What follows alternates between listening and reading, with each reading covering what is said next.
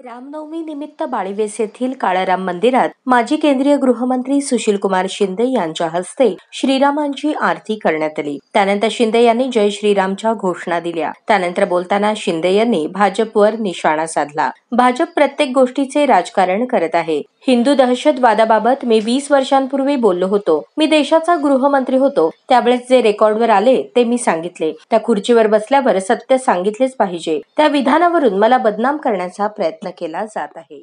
ठिकाणी छत्रपती शिवाजी महाराजांच्या भगव्या झेंड्याला भगवा आतंकवाद म्हणणाऱ्याला कधीही समाज मतदान करणार नाही। हिंदूंना आतंकवादी म्हणणाऱ्याला हा समाज कधीही मतदान करणार नाही।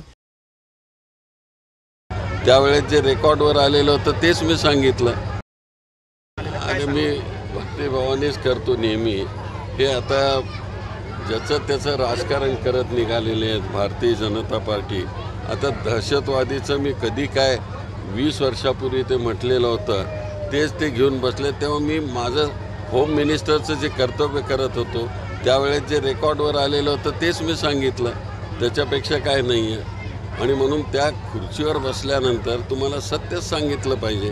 धन्यवाद। आपल्याला कुठेतरी बदनाम करण्याचा किंवा असं काही षडयंत्र यामागे होतं का? कारण तत्कालीन भाजपच्या नेत्यांकडून तसंच दिसतंय, आत्तासुद्धा तेच दिसतंय। पण या देशातला हिंदू सगळं माहिती आहे की मी माझ्या हातावर सुद्धा हनुमान कोरलेला आहे। त्याच्यापेक्षा आणखी काय मृत्यूपर्यंत ते राहणार आहे। मग मला आता काय नॉन हिंदू म्हणाल का? जय श्रीरामची घोषणा देखील आपण दिली आता। नाही, घोषणा तर देतो ते वरवर झालं, पण त्या घोषणेच्या आमच्या अंतःकरणामध्ये आहे सगळं।